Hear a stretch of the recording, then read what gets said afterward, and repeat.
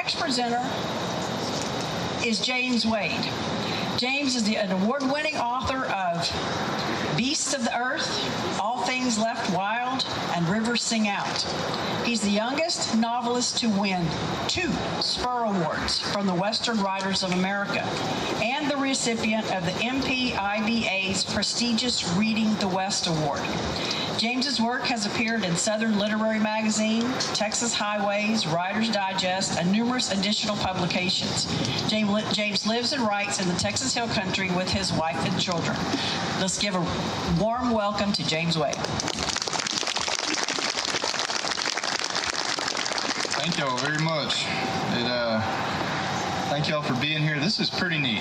I didn't want to tell Mary Margaret, but since she's not listening anymore, I was not aware of this until my friend Claudia at the Twig reached out and asked if I'd heard of it, and I said no, but I really should have. And so I'm really excited to be here, and I'm just going to read a couple of short ones from Pancho this evening, and these are some of my favorites. And we're going to start with my first deer from the Echoes of the All Gone chapter in Some Part of Myself. To speak of my shooting career is to laugh. Sometimes I can hit a barn door and sometimes I can't. This episode was a long time ago. I suppose there were laws protecting game, but not many people paid attention to them. I don't recall my father's ever scabbarding his rifle when he rode out. My mother once killed a coyote with it. The rifle was an old .44 Winchester, copper-lined.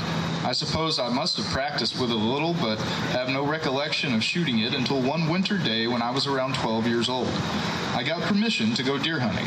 It was a late, misty afternoon, the fine mist cutting down visibility but hardly wetting the ground. There wasn't much wind. I had a sharp pocket knife in my pocket and that ancient copper-bellied saddle gun in my hand. I walked across the calf pasture to the north and got into the big pasture. Before long, I struck a little hollow lined with brush and oak trees. In places, its bed was sandy. I crisscrossed it, hunting east and hunting west while bearing northward. I saw some fresh tracks. The sun was about down, as I knew by the diminishing light, when at the bend in the hollow, while I was stepping softly along in the middle of it, I saw a doe stretching out her neck and looking toward me. I'm sure she hadn't smelled me, for what breeze there was off her to me, and in thick, foggy, misty weather, smell doesn't carry far anyhow. The doe did not run. I had ceased to move by the time she got a good look at me, and in the fog I must have been somewhat indistinct against the background of brush. Does, it has always seemed to me, are more curious than bucks, except maybe yearling bucks. I'll never forget the way this one had her neck out. She was at the edge of a motte of smallish live oak trees. I aimed at her neck and broke it. She fell forward into the shallow hollow. This was the first deer I'd ever shot at. The fact that the deer was a doe instead of a buck made no impression on me. If there was a law against shooting does, I didn't know it. When my half-uncle, Ed Dubos, came to the ranch every December to hunt, he only ever killed bucks. I'd been seeing bucks all my life, but I was hunting for meat.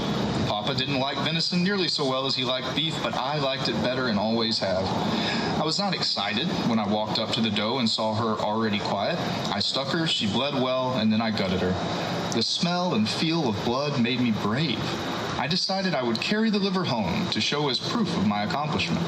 I left the carcass on the ground and struck out for the house less than a mile and a half away. It was dark when I got there. I made quite a sensation, all bloody and liver-carrying. I walked into the room where the fire in the fireplace was going and my sister Fanny and 2 or 3 very younger brothers were assembled. Papa asked me where the deer was, and I told him, and we'd saddle up and went and bring it in. We rode directly to the slaughter grounds. Papa tied the doe on the back of my saddle. I don't remember whether we ate the liver or not, probably not. People used to not eat much of anything but the back straps and the hams of deer. I've only learned very recently that the heart and kidneys are the choicest parts of the liver, and that it's better than high-priced beef liver. As I compose this particular recollection, I'm looking forward to baked deer ribs, either boiled or broiled, or baked kidneys and heart, along with fried liver from an acorn fat buck.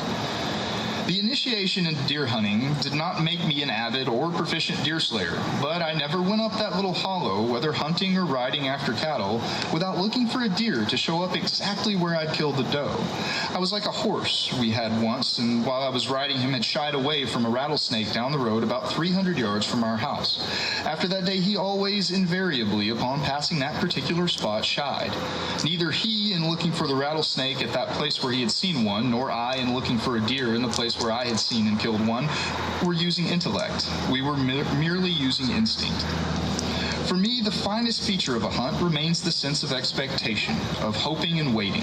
And I confess that if I didn't like venison, I would never hunt at all. I really take more pleasure in seeing wild things alert and alive than in seeing them fall. And I'm going to read my favorite short story that Dobie ever wrote, which is called A Night Ride. A ranch boy was riding homeward along a dirt road in twilight and then in darkness. No automobile had ever made a track on that road. It wound through a silent land in which the human ear registered every sound, as in sparsely populated country every human form and face registers on the consciousness of every beholder. The boy was used to the plump of his horse's feet on the ground and to the soft creak of his old saddle, but in the quietness they made a friendly rhythm that he enjoyed. It was added to by the occasional chirp of crickets in the grass or bush behind the road, and now all the regular sounds were lost in the long and lonesome howling of a coyote, which was quickly answered by longer and lonesomer howls far off in 3 or 4 directions, and which soon turned into gay, careless barkings. The road passed a windmill that the south wind turned at a moderate rate, and it made a comfortable sound every time the rod pulled up a cylinder full of water. The boy halted at the trough to let his horse drink. It was a joy to hear Buck swallow with manifest satisfaction, and then to hear him lipping the water and letting drops of it run back from his mouth into the trough. The boy wasn't very thirsty, but the sound of freshly pumped water running from the lead pipe into the big cypress cistern was so inviting that he climbed a ladder and drank from a tin can kept handy. The well and windmill and picket pins against them were among old, thick-trunked, wide-spreading live oak trees. Screech owls often gave their quavering trills in these trees. This evening, as they trilled, 3 big spring frogs about a dirt tank fed by overflow from water from the cypress cistern seemed to be trying to shout them down. The faster and higher the frogs croaked, the more energy the owls seemed to put into their rising and falling tremulos. This contrary duet made the boy so glad that he would have lingered longer listening if old Joe had not suddenly whined at his feet. Old Joe never barked at his own people. When he detected one of them coming home, he would trot out to meet him and make him welcome with welcoming twists of his body and welcoming sounds from his mouth. The boy spoke to him low, and then the dog, boy, frogs, and screech owls were all silenced by a booming hoo, hoo, hoo from a barred owl in a tree not far down the creek. I cook for myself, who cooks for you all, the boy called back to him, trying to imitate his father's basso. As if in the derision at the imitation, a coyote that sounded to be in the valley cornfield let out a few yelps, and old Joe yelped back good-naturedly as if to say, I hear you, and you'd better hear me. Then the boy rode on to the ranch house only a few hundred yards away. As he opened a gate near it, anyone listening through the open windows could have heard the gate slap at the gatepost and the rattle of a piece of trace chain that fastened it. Somebody was listening. Is that you, son? She called out in a voice that betrayed a little anxiety, but that kept its calm, quieting qualities. The sound of that voice echoes across the years now as a benediction, somehow reminding me of the ringing of a bell that a certain generous soul centuries ago bestowed upon the village of Bury, St. Edmunds in England, to guide home any wanderer lost in darkness amid the fields and woods of the surrounding country. As the boy unsaddled Buck against the feedlot, another horse kept there sometimes overnight to ride at dawn after the Remiata whinnied a greeting, and Buck nickered back. About this time, Antonio, who slept in a room at the end of the barn, walked up softly and asked, What is there of news? No, todo es pacifico, the boy responded in the idiom of that country. He might have answered with another common idiom, all is old, but on this night he said all is pacific. He had no intimidation of how in long years ahead, the peaceful sounds of that night, which were sounds common to any night, would come back to him. Thank you, guys. How about that? Thank you, James. Okay, so So the first question I'm going to ask you is, what was it about these particular stories in Dobie's autobiography that drew you to them? And I'm going to tell you, this is the first time that we have had someone select readings from Dobie's autobiography. So I was really excited about that. So what made you come to these? Yeah, I mean, like everyone else that's probably been on this stage before, we got a lot of great work to choose from. But for me, there's always been something about this particular book, about his autobiography, that is really neat because he wrote it and he's basically collaborating with himself. Because he admits in the early goings that I'm going to remember this as best I can. And so he's writing down these memories which have undoubtedly been changed and shaped and all these things, but you can feel, particularly in these stories, the reverence he has for these things that happened and the things that stuck out. And as a writer or as a storyteller, like, you read these and you see what the story is, but then there's something behind it. There's this wonderful painting, a Renaissance painting called The Landscape of the Fall of Icarus, and it's by a Renaissance artist. I think his name is Peter Bruegel, maybe. But anyway, it's this beautiful painting on its own. But what we see is these Grecian cliffs, and we see ships out in the bay, and we see merchants going to and fro, and the sky is gorgeous, and it's a beautiful painting. But if you look really closely in the bottom right-hand corner, you see these two legs kind of flailing in the water, and if you look even closer, you see a few feathers kind of coming down behind them, and that is supposed to be Icarus falling into the ocean after his wings melted when he got too close to the sun. And so I love that as a writer, because it's like, this is what we're doing. We're building by setting and story and characters. We're building this picture, and then if you pay close enough attention, and if you're kind of halfway good as a writer, which obviously Dobie was, then you see kind of what it was actually about. And for me, these stories were about his reverence for memory, about what really matters, what really stuck with him, and then also because they use prose. Even though this is an autobiography, he uses prose in this really interesting way, again, particularly in Night Ride, where it's told about this boy, and of course we know that it's Dobie, it's not that big of a deal, but it's told about this boy, and then he says me.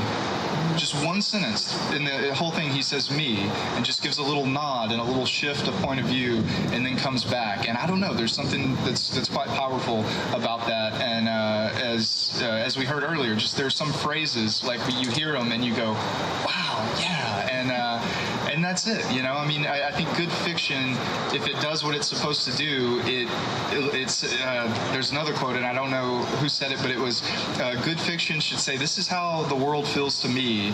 Does it feel this way to you? And when I first read the story about Dobie's first deer hunt, and about him looking in that same spot for a deer I can't tell you how many times, like, growing up in East Texas, I would look in the same places I had seen deer previously, or the same places I'd seen snake.